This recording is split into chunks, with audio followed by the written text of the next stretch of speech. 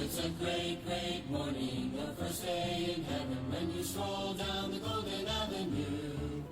There are mansions left and right, and you thrill to every side, and the saints are always smiling, saying, how do you do? Oh, it's a great, Amen. Good morning po sa ating lahat and happy Friday morning. Ito po yung likod ni Jong from CBBC Singapore Outreach Spring Ministry ng CBBC San Pedro Laguna under the leadership of our Pastor Dr. Edward. Welcome po sa ating live stream. Tayo po ay saglit na manalangin. Let's bow our heads in prayer. Father in heaven, Lord, we bless you and we thank you, O God, for this day that you've given us. Thank you for the good night rest. Thank you, Lord God, for the week that is almost done. Thank you for your grace upon us. Thank you, Lord God, for waking us up to once again experience new grace and new life for the day. I pray, Lord God, that you would bless our live stream this morning. May you bless your children who will be joining. And I pray, Lord God, that the message that they will hear will both encourage them and strengthen them, O Lord God. May you may you use your servant for your honor and for your glory. Give me words to say. Empower me this morning, O Lord God, so that people may glorify your name. Forgive us our sins. Prepare us for the blessings. In Jesus' name we pray. Amen. All right. Okay, good morning. So, let's open our Bibles please in the book of Acts. Acts po tayo, chapter 18. Tayo po dumako na po sa ating message. Acts chapter 18.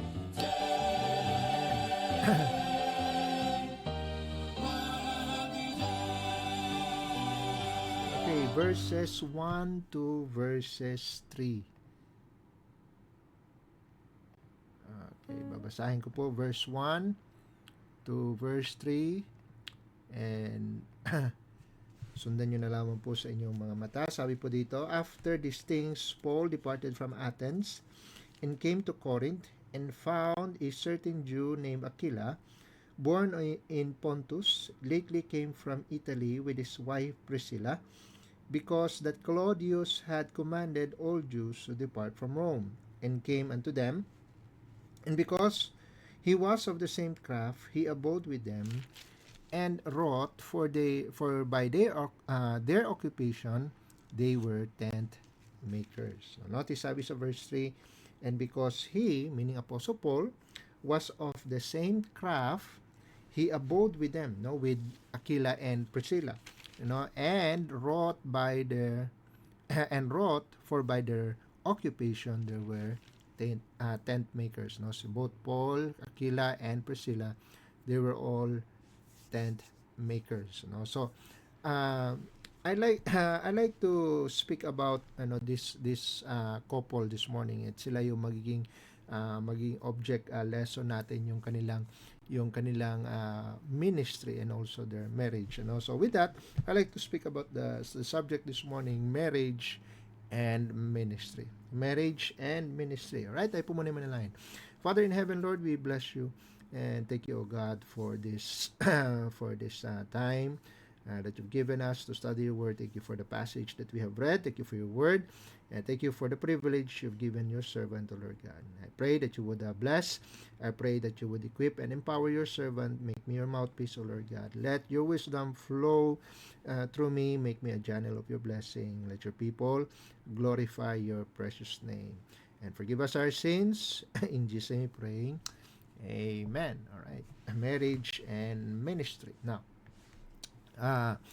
karamihan sa mga couples, many modern couples, I should say, they are they face a lot of pressures. Kaya nga minsan may mapapansin niyo po sa church, they well, there are many couples meron ding mga nag-attend sa church na alam mo yun by their individual lang, na either yung misis lang, which is madalas, at yung mister ay naiiwan sa bahay, or maybe or the other way around, yung mister ang umate sa church while yung kanilang misis naman ang nasa bahay or maybe nagwo-work, so and then maraming mga factors na kung saan ay or worse nga, none of them are none of them are involved because of many factors. Kaya na nang nabanggit ko kanina, they're maybe they are working, no, or maybe one of them is working, or maybe financially unstable, di ba? Or maybe uh, there, there could be location factors, medyo malayo, at ang kaya lang mag-sacrifice is one of them, or hindi sila makapag-involve because of location, or maybe parehong pagod, di ba? Or maybe because they are going through some private matters, or ito madalas there are fears of overcommitment, di ba? So maraming mga couples, they wait for the right season, 'di ba? Bago mag-involve, they wait for the right condition, they, or maybe they're waiting for the right role, to be assigned unto them bago sila makapag-serve, 'di ba? And and while there we think of many reasons, the Bible present us with a very good example of a married couple that are involved.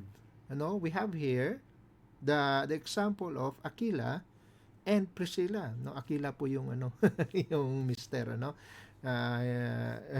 ako ay bagong Bible student pa, akala ko tong Aquila and Priscilla ay parehong girl, yun pala mag-asawa. No? So that was me before, no. Ano lang po yun, commercial lang po yun, no? But we have here Aquila and Priscilla, no. And they were not they were just ordinary married couples. Hindi sila prominent characters in the Bible, but their testimony is scattered throughout the Bible. Meaning makikita niyo po yung kanilang involvement. And here we have a couple na kung saan they really were the embodiment of that verse sa Matthew chapter 6 na seek ye first the kingdom of God, and his righteousness, and all these things shall be added unto you, di ba? Sa Matthew 6 verse 33. They were a very they are a prime example to that. Na kung saan pinarioritize nila. Yes, they were married, they have they have their needs, but they prioritize the ministry. Di ba? And sabi nga ng they also embodied the verse in Galatians chapter 6 in verse 10. If you would, sa inyong mga Bibles, sabi dito sa Galatians chapter 6 in verse 10, sabi dito, as we have therefore opportunity, let us do good unto all men, especially unto them who are of the household of faith. No, na here na priority nila ang tumulong, especially sa household of faith. Amen. Now while we hear of many characters na kung saan matulungin sila sa community, but here we have a couple that they prioritize the ministering with the man of God. They were with Paul. Makikita niyo po mamaya pag-uusapan po natin. They were with Paul, nagpartner sila with Paul, and they consider themselves, sila yung another prime example. They're a very good example. I'm just trying to say they're a very good example. Nung sinabi ni Apostle Paul sa 1 Corinthians that we are laborers together with God. Amen. No, so I'd like to have 3 points na kung saan gusto ko lamang pong i-highlight kung gaano ko sila sa blessing sa ministry. They were married, yet they were in the ministry, marriage and ministry. Number 1, Aquila and Priscilla, about them, number 1, they were supportive. Balik tayo sa Acts chapter 18 sa text po natin. They were supportive. Balikan natin, sabi dito, and these things Paul departed from Athens and came to Corinth. So sa setting ng Acts chapter 18, makikita natin Paul was in Corinth. And sabi ng verse 2, and found a certain Jew named Aquila. So sa Corinth natagpuan ni Paul si Aquila, but notice this, he was born in Pontus, lately came from Italy, which is yung capital, Rome. Mamaya Bakit mahalaga po yan? Mamaya pag-uusapan po natin. Sabi, and with his wife Priscilla, because that Claudius, the emperor, had commanded all Jews to depart from Rome. So they were exiled. Taga Rome po sila. They were Jews, yes, but they live in Rome. Pero pinalayas po sila sa Rome ng emperor. Lahat ng mga Jews na nakatira sa Rome pinalayas. Therefore, nakarating sila ng Corinth kung saan natagpuan nila si Paul, and because sabi sa verse 3, and because he was of the same craft, he was of the same craft. Remember, Aquila and Priscilla, they were tent makers. So si Paul, nilapitan niya yung dalawang tent makers, sabi niya, and sabi ng verse, he abode with them. Nakitira si Paul kay Aquila and Priscilla. So that's one thing. Pinatira nila si Paul sa bahay nila. Right? And sabi diyan, and wrote. He abode with them and wrote. So ibig sabihin, nakisabay si Paul was already a tent maker. So and Aquila and Priscilla were tent makers, so they wrote together, Sabi niyan, for by their occupation, silang tatlo, they were tent makers. Amen? Which is sabi dito sa sa 1 Thessalonians chapter 2, 1 Thessalonians, ito yung principle ni Apostle Paul, 1 Thessalonians chapter 2 in verse 9. Verse 9. 1 Thessalonians chapter 2 verse 9, for ye remember, brethren, our labor and travail, for laboring night and day, because we would not be chargeable unto any of you. Ayaw nilang maging burden. We preach unto you the gospel of God. So habang siya ay nagpipreach, siya rin ay nagwo-work night and day. Amen? Laboring. But with him, he was working with a couple. And the couple, Aquila and Priscilla, they were together as a couple. Amen? Hindi sila individualistic. Amen? They were there in the ministry as a couple. And their support to Apostle Paul was quiet. How many times?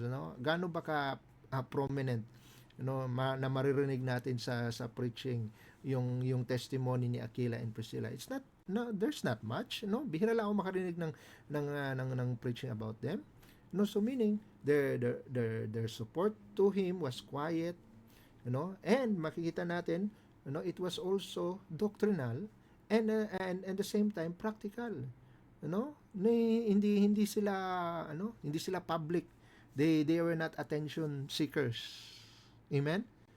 Pero they strengthened Apostle Paul, and others, at hindi sila na without even the need for competition, for authority. Now look at Acts 18, balik tayo sa Acts 18. Look at verse 18 and 19. Sabi dito sa verse 18, and Paul after this tarried there for a good while, So nandun sila sa Corinth, then took his leave of the brethren and sailed thence unto Syria, So pumunta sila sa Syria, and with him Priscilla and Aquila, having shorn his head in Cenchrea, So nagpakalbo si Apostle Paul, having shorn his head in Cenchrea, for he had a vow, So because of a vow. Look at verse 19. And then he came to Ephesus and left them there, So iniwan niya si Aquila and Priscilla sa Ephesus, So when they remembered, they were in Corinth, and they were there with their business. They were tent makers. Pero nung si Paul ay umalis papuntang Syria to Ephesus, sumama sila. Amen? To support him, To support him. Now look at verse 24. Verse 19 muna. And he himself, so he came to Ephesus and left them there, but he himself entered where? Into the synagogue and reasoned with the Jews, So si Paul pumunta sa synagogue, nag-concentrate siya doon, while Aquila and Priscilla, sila naman ay patuloy sa tent making, di ba? But also at the same time, of course, active sila sa synagogue. All right? Now look at this verse 24. And a certain Jew, okay, remember, sino yung mga kausap ni Apostle Paul sa synagogue? He reasoned with the Jews. Now, in verse 24, and a certain Jew named Apollos, born at Alexandria sa Egypt, an eloquent man and mighty in the scriptures, came to Ephesus. Alright? So, na-encounter nila si Apollos. This man was instructed in the way of the Lord, and being fervent in the Spirit, he spake and taught diligently the things of the Lord, knowing only the baptism of John. So, yun yung, the problem with, he was mighty in scriptures, he was instructed in the way of the Lord, he was fervent in spirit, pero ang alam niya lang doktrina is baptism. Okay? No, so yun lang yung alam niya. Knowing only the baptism of John. Now, of course, kung limited yung knowledge mo, of course, pag humarap ka sa isang sa isang tawag dito, minister kagaya ni Paul, sa isang servant leader na kagaya ni Paul, then of course, di ba? He reasoned together with the Jews, so siguro he was trying to preach the gospel to the Jews and convert the Jews, and then nakita niya si Apollos na very on fire para sa Panginoon, pero limitado ang knowledge. Now, sabi niya sa verse 26, and he began to speak boldly, si Apollos, he began to speak boldly in the synagogue, whom, when Aquila and Priscilla had heard, they took him unto them, and expounded unto him the way of God more perfectly. Notice this.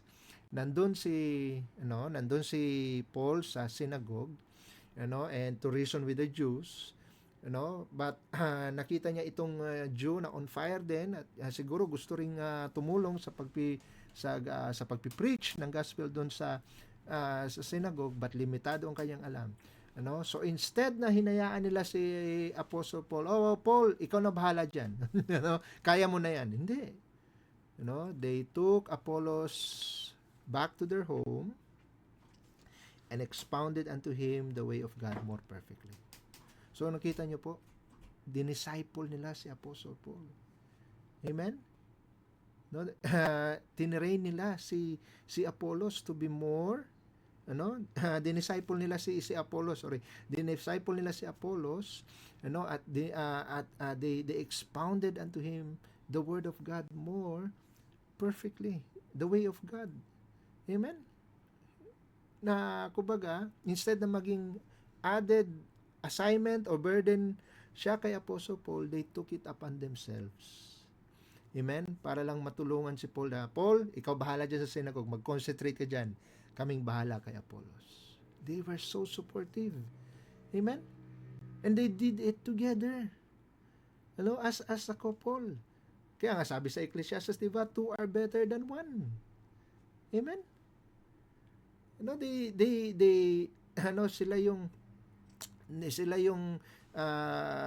live out that nung sinabi ni Paul sa Hebrews chapter 10 in verse 24, sabi dito, sabi ng verse dito sa Hebrews chapter 10 in verse 24. Okay? Sabi dito sa verse 24, and let us what? What's the word? Consider one another to provoke unto love and to good works. And if there's one thing, na makikita natin kay Aquila and Priscilla, they were very considerate.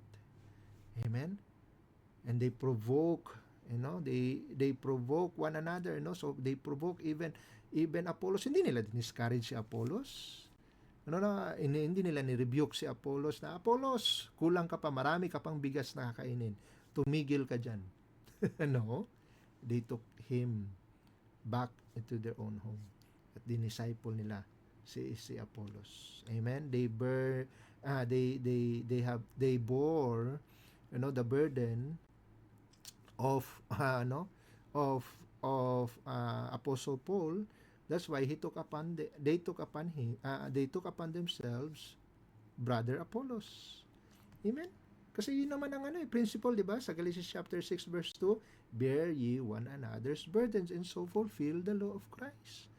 Because of their love for the ministry, because of their love and their support for the man of God, di ba? Naging blessing sila. And they served the Lord together as a couple. They were very supportive. Amen? Not only that they were supportive, number 2, They were sacrificial. Amen? They were sacrificial. Look at Romans. Romans po tayo. Romans chapter 16. Romans chapter 16. Romans 16. Tingnan nyo po yung blessing ng couple na ito. Romans 16 in verse 3. Greet Priscilla and Aquila. Ano sabi? My helpers in Christ Jesus. Amen? My helpers in Christ Jesus. Now, sabi dito, who have for my life, ano? Notice this, who have for my life laid down their own necks. To see, to see na itong couple na ito, they were willing, amen, to put their lives on the line. Yun po ibig sabihin ng lay down their own necks for my life. Wala namang specifics kung paano nangyari yun. But for for Paul to testify of their their sacrifice, di ba? Greater love of no man than this, than a man lay down for their life for their friends. Di ba yun ang sabi ng Panginoon? And yet, and here they are. Amen? Living that verse out. Amen? For my life, they laid down their own necks, unto whom not only I give thanks, but also all the churches of the Gentiles. Now, aside from laying down their lives, sabi pa dito sa verse 5, likewise, greet the church that is in their house. Di ba? Nakikita niyo po? Sang po, itong couple na ito, not only that they were sacrificial in their ministry, di ba? At kung saan si Paul, sumasama sila, di ba? At kung makakita sila ng bahay, no? They opened it up as a church. By the way, ito yung the letter was to Romans. Okay? This was a letter to the Romans. And remember, doon sa binasa natin sa Acts chapter 18, di ba? Nandun sila sa Corinth, but they were originally from Rome. And yet, here they are, sa Romans 16, anong sabi sa verse 3? Greet Priscilla and Aquila, my helpers in Christ Jesus. So eventually, from Corinth to Syria to Ephesus, then back to Rome.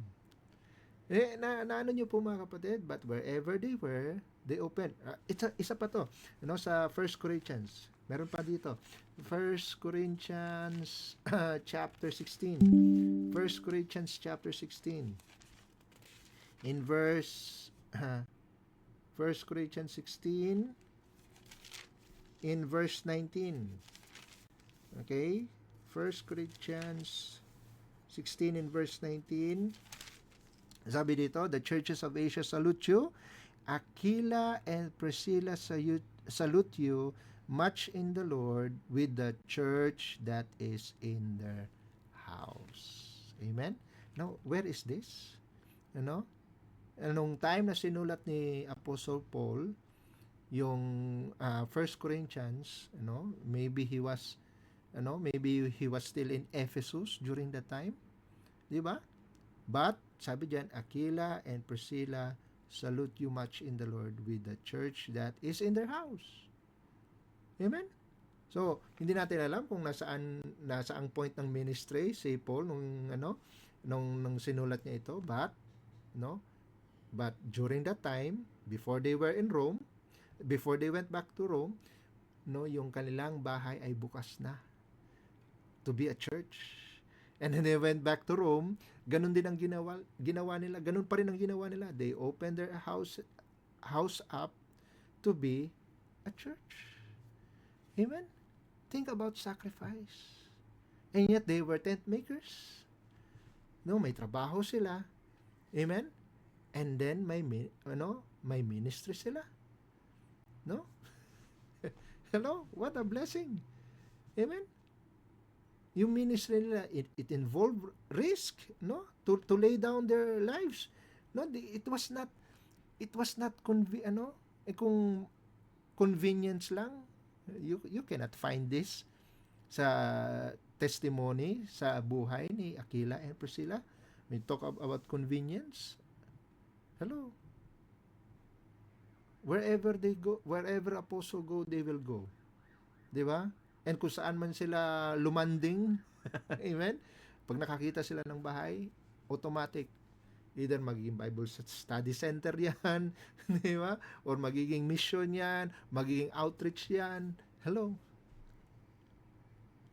It was open, their home, it was open repeatedly for the ministry. Amen? No? And talk about personal cause para sa kanila. Amen? Yet, they did not do it with any grudge. Kaya nga sabi ni Peter sa 1 Peter chapter 4 verse 9, 1 Peter 4 verse 9, use hospitality one to another without grudging. No? Hindi nila sinabi, oy Paul ha, nakakaabala ka na.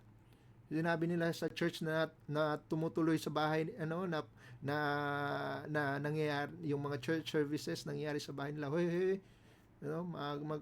maawa naman kayo sa amin. Masyado na kayong burden para sa amin. No. They use hospitality without grudging. Amen? Diba? Kasi they risk their own lives. Amen? They lay their own necks. Their own necks. Amen? Ano sabi ni John, 1 John chapter 2, saan nila nakuha yun? Saan nila nakuha yung example na yun? Look at 1 John. 1 John chapter 3. 1 John chapter 3 in verse 13. 1 John 3 in verse 13. Hereby perceive we the love of God, because He laid down His life for us. Amen? We ought to lay down our lives for the brethren. Amen? No, because He laid down His life for us. Amen? Dapat ganun din yung attitude natin. Amen? Think about the love of God for us. Amen? We know, sabi nga dito sa 2 Corinthians chapter 8. 2 Corinthians chapter 8. Let's open our Bibles. 2 Corinthians chapter 8 in verse 9. 2 Corinthians chapter 8 in verse 9, sabi dito, for we know the grace of our Lord Jesus Christ, that though He was rich, yet for our sakes He became poor, that through His poverty might be rich, that ye through His poverty might be rich. No, we are being enriched. Amen? We are being enriched because of the sacrifice of God. Amen? And because of the sacrifice na mga kagaya ni Paul, kagaya ni Aquila and ni Priscilla, they, even though they were professionals, amen? They were businessmen, meron silang business, at meron silang property, isipin nyo sa business nila, because of their profession, nakakaya nilang bumili, ng sarili nilang property wherever they would go. And wherever they would go, yung nabibili nilang property, they would open it up. Diba? They would open it up for the ministry. Para sa gawain. Amen? For they were rich, but for their sakes, for the people's sakes, they became poor. Through the example of Jesus Christ. So, they became sacrificial. Amen? So number 1, anong character makikita natin? They were supportive. Number 2, they were sacrificial. And then number 3, the last, they were steadfast. Steadfast. Amen? Steadfast heart. Amen? Because if there's one thing, nagtuloy-tuloy po sila. Amen? Hindi po sila nag-quit. Now notice here sa 2 Timothy. And as we all know, 2 Timothy was written in the old age of Paul. And this was the last letter. Amen. Ito na yung last letter bago siya bago siya in-execute. Amen. Ito yung kanyang adios patria adorada. Look at 2 Timothy chapter 4. ano, 2 Timothy chapter 4. Look at this. Verse 2 Timothy chapter 4, no, the last chapter. Look at verse 19. Salute Prisca and Aquila and the household of Onesiphorus. Salute Prisca and Aquila, no? Yeah, Prisca si Priscilla po 'yun. Amen. Another name for Priscilla, which is no, nung ni-research ko nga bakit Prisca, no? Because Prisca is the more formal name. Hello? Tinawag ano, yung Priscilla actually, akala natin yung ano, 'di ba? Kung ano yung mas maikli, yun yung nickname. Pero actually, mas formal yung Prisca, mas mature yung name na Prisca kaysa Priscilla, no? Yung Priscilla parang ano yan, parang yun yung pwede nating ano, yun yung parang nickname. Amen. Pero common name ano ni ano, but Prisca was written out of respect. Amen. Kumbaga sabi niya, salute Prisca and Aquila in his old age. Amen. Meaning nagpapatuloy pa rin yung dalawa. Amen. Siguro nandun na sila, na malagi na sila sa Rome, 'di ba? But sabi ni ano ni ni Timothy, no, salute them. No, salute Prisca and Aquila. No, siguro, but they were in Rome, but Timothy was the pastor in Ephesus siguro from time to time. 'Di ba? Kasi they were businessmen. 'Di ba? Nagta-travel sila, pumupunta sila sa Ephesus sa mga, no? Remember? No, kung saan napunta si Paul, pumupunta sila. Ano? And siguro limited si Paul dahil siya ay nasa prison at may ginagampanan nila yung pagpa-follow up. Amen? And when ano, Timothy, no, nagpapastor ka diyan, pag napadaan si Priscilla, no, when Priscilla and Aquila come by, salute them. Salute them for me. Amen? They remained faithful until the end. Amen? Of the ministry of Paul. Hindi lang sila sa beginning. No? Yung time, yung movement, yung hardship did not affect their ministry, their commitment. Amen? They were steadfast, unmovable, always abounding in the work of the Lord. Amen? Kaya napaka laking blessing, no, sa church, sa man of God, na merong mga couple na kagaya ni Aquila and ni Priscilla. Ano? That even in their old age, they were not weary in well-doing. Amen? They did not rose to prominence again. Hindi sila sikat na mga Bible characters, ano, pero nagpatuloy sila. Amen? Yeah. No, when yung sinabi ni Paul sa 1 Corinthians chapter 4, in verse 2, sabi dito, moreover, it is required in stewards that a man be found faithful. Amen? At sila po yun. Amen? They were good stewards. You know, good stewards of their business, good stewards of their ministry. Amen? Good stewards of their home. Amen? And by the way, wala pong mention sa Bible na meron silang mga anak. No? And here so there's a very big possibility that these two were childless. Amen? And yet they made it to themselves na sila ay maging blessing sa ministry, sa man of God. Amen? Kaya nga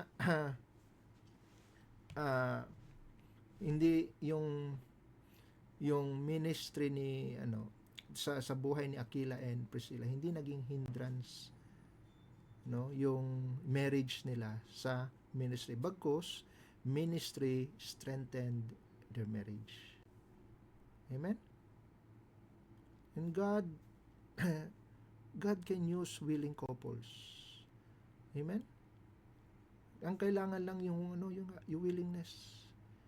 Hindi yung nag-aantay ng mga circumstance na kung saan ideal na, kapag convenient na, kapag madali na. No? Sabi ko nga kanina convenience. Wala sa vocabulary ni Aquila and Priscilla. Amen? Because they were busy. They were self-denial. Amen? Para lang matugunan ang pangailangan ng ministry. Amen? And even though wala silang there's a big probability dahil walang mention ng kanilang mga anak, there's only the two of them, but through their testimony, through their ministry, silang dalawa'y fruitful. Amen? Si Apollos, nung matapos silang ma-disciple si Apollos, he became a partner with Apostle Paul. At imagine niyo lang yung mga souls and mga countries na kanilang naabot. Amen? Because of the help of Aquila and Priscilla. Amen? So, makikita niyo po, their testimony is scattered all throughout. Hindi ganun ka na memory verse, na Bible story, yung kanilang buhay, pero they are there. Amen? And their testimony serves as an example that the gifts and the calling of God are without repentance. Amen? Tinawag sila ng Panginoon. They were placed in the ministry to be a help and to be a blessing kay Apostle Paul, at sa mga churches na kanyang tinatayo. And they were there. They made themselves available. Amen? They were married, and yet they were in the ministry. Amen? Tayo manalangin. Father in heaven, Lord, we bless you.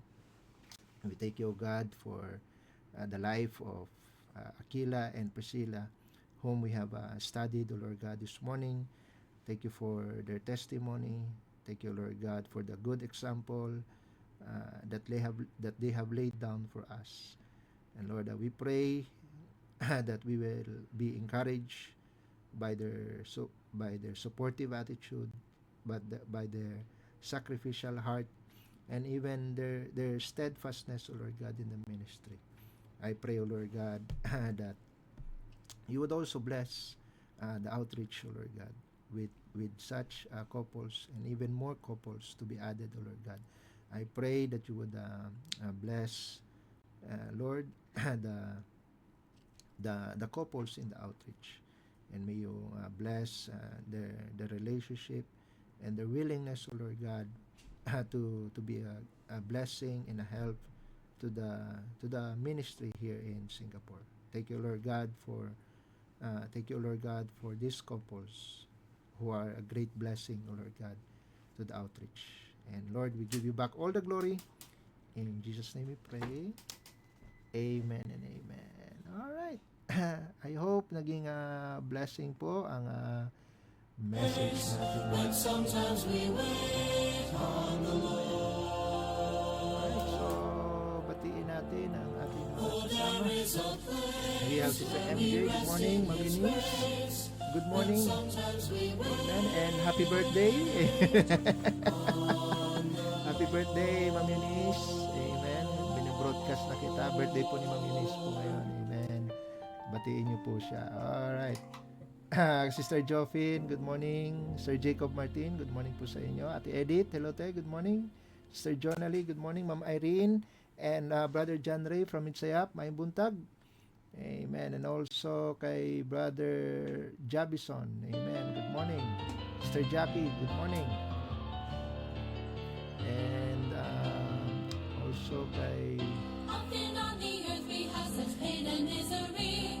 Casey, amen, and Sir Ian, good morning. Alright, so dyan po nagtatapos ang ating morning devotion.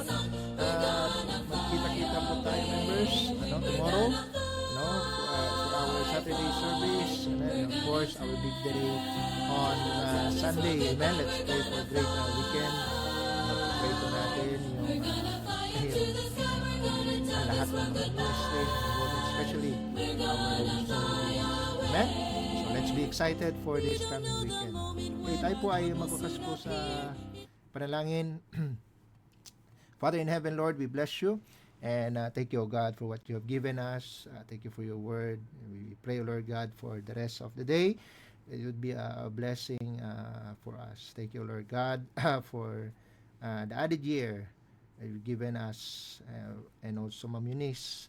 Thank you, Lord God, for her life. And I pray, Lord God, that you would bless our loved ones back in the Philippines. May continue to give them your provision, your protection, O Lord God. And bless our work for today. Bless our pastor and the church in San Pedro with their last Sunday of anniversary. This coming Sunday, O Lord God. I pray, Lord, that you would continue to give them victory and bless their guest speaker. Bless, O Lord God, the missions and the outreaches. And bless, O Lord God, this live stream ministry. Thank you, Lord God, for the privilege. We give you back all the glory and honor. In Jesus' name we pray. Amen and amen. Alright, thank you po for joining. And magkita-kita po tayo sa Monday ulit, no? Sa mga bago. MWF po itong programa na ito. So, Monday po tayo magkita. Alright, God bless you all. We are this